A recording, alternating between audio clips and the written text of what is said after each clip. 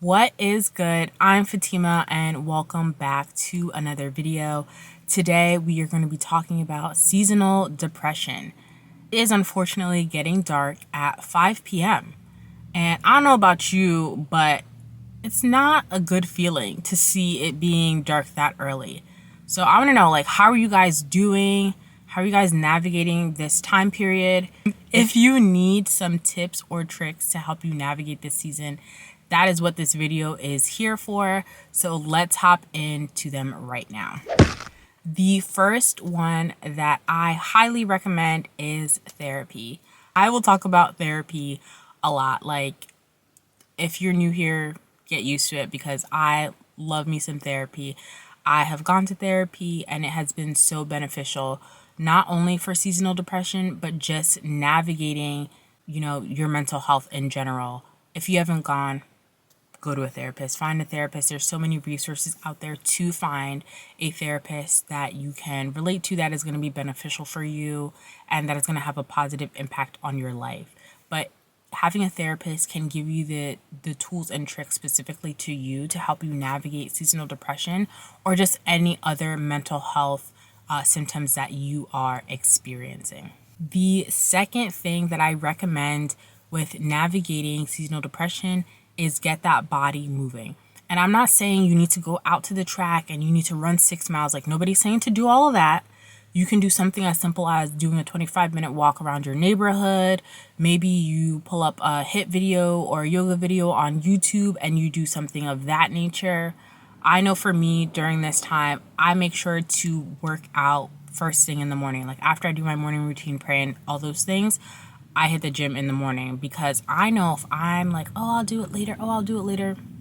Girl, you're not going to do it later.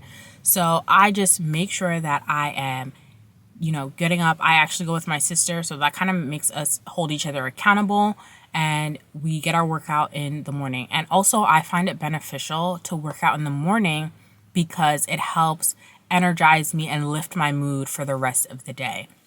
So I highly recommend not only moving your body, but moving your body earlier in the day because in that way you're not pushing it off to, do later and then you end up not doing it. So I highly recommend getting that body moving as soon as possible, early on in the day.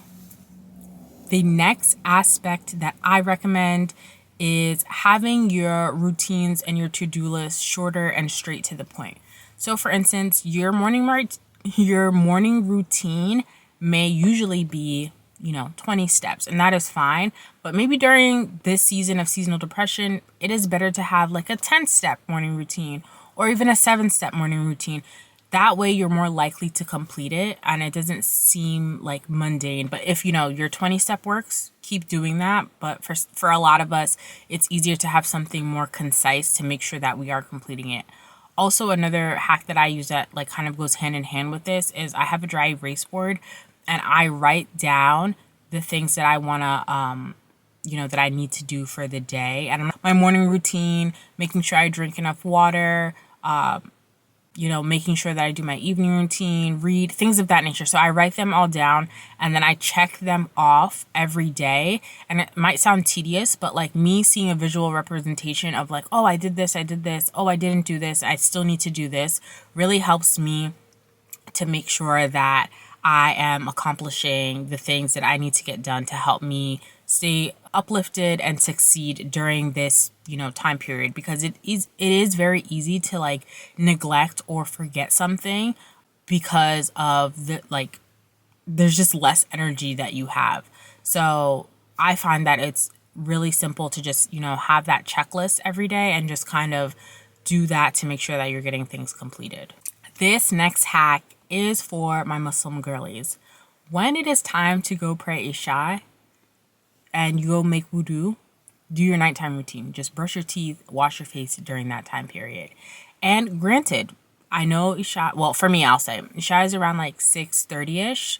So if I'm, going to pray around 7:30, it's really not that early for me to start doing my nighttime routine.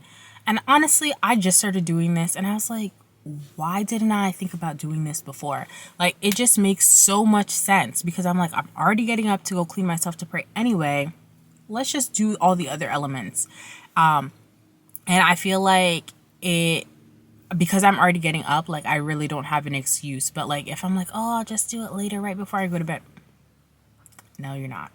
So I feel like that is a helpful hack for my Muslim girlies out there when it's time to pray. Just go do your nighttime routine, get that rolling. So then that way you're not procrastinating and delaying when it comes to that. The next one on the list is vitamin D. And obviously, because it is getting darker a lot faster, it's harder to get vitamin D. But you can do things like sitting in your car like I'm doing to film this video because I'm trying to get some extra vitamin D. So maybe during your lunch break, you could go outside. Another way that I'm also incorporating more vitamin D is taking supplements. I did find out from my doctor that my vitamin D was low. So currently I am taking vitamin D supplements to make sure that I'm getting the necessary levels that I need. You can also get your vitamin D with your food, intentionally like planning out your meals to make sure that you're getting the necessary levels of vitamin D. So there's a bunch of different ways that you can make sure to get your vitamin D. But I find for me, getting more sunlight and then also taking my vitamin supplements, that's just really helpful for me navigating this time period. The next element I would say is figuring out alternative ways to get like healthy food intake. And I say this because if you know, you know, gut health is connected to mental health. Don't let anybody try to tell you differently. Like, if you know, you know, but if you don't know, I'm putting you on. Make sure that you are eating healthy so that you are setting yourself up for success when it comes to navigating SAD season. So I find that for me, like in the summer, it's usually easier to, get a big bowl of salad, things of that nature.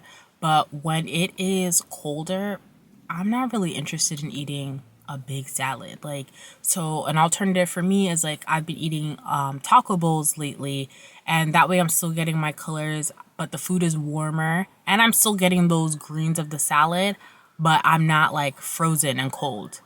Another way that I also am being like a bit creative with making sure that I'm getting my like water intake is consuming tea. So I actually have a cup here, and just making sure that I get my water intake that way because it's keeping me not only warm, but I'm making sure that I'm getting the necessary amount of water that I need every day. So just kind of thinking of alternative ways. If you throw down in the kitchen, I'm not really there yet, but if you throw down in the kitchen, you can, make some homemade soups, stir fries, things of that nature. Like, just get creative. But I know that like just figuring out ways to make sure you're getting the nutrients that you need is really important, because it is definitely easier to eat warmer, unhealthier foods.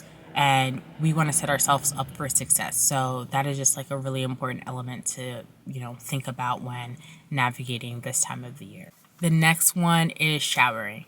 Hygiene is important during this time because it is easy to neglect your personal hygiene during this season because you have less energy. But when I'm mentioning showering in this aspect, it's more so for motivation. Some people, the cold shower helps them.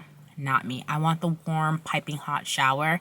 And I feel like, one, it gets the blood flowing and circulating, but also I feel like more creative. Like, I know I'm not the only one that goes in the shower and I'm like, oh, I didn't think of that. Like, you're having epiphanies, you're getting like all these creative ideas. And I just feel like it is a motivating factor in making sure that like you are energized for the rest of the day, similar to like working out. So I feel like when I take a shower, I feel like I'm ready to start my day. I feel like juices are flowing. So that is why I'm recommending that, not only for the hygiene aspect, but also just for the energy boost and the creativity that comes from it, because that's what happens for me. Last but not least, be kind to yourself. This season is already hard enough as it is. You don't need to bully yourself into making sure that you do what you need to do. Some days you are only going to have 50% of energy. Some days you'll have, 90% of energy, and it's okay that you don't always have 100. Just be kind to yourself, have grace, and try again maybe the next moment or the next day, because this is not an easy time to navigate. Nobody wants to really be doing the most when the sun is setting at 5 p.m. So just be kind to yourself and accept where you are in that moment, and then you can, come back from that point. That concludes my list for navigating seasonal depression. Is there anything that you learned today that you want to incorporate? Is there something that you're like, Fatima, I think you would actually benefit from this? Like, put me on, leave a comment so that I can maybe learn something new of what I could implement in navigating seasonal depression. I want to thank you guys for tuning in. Please hit the subscribe button. Please like this video. It helps me a lot more than you think. And I will see you guys in the next video. Thanks again. Take care.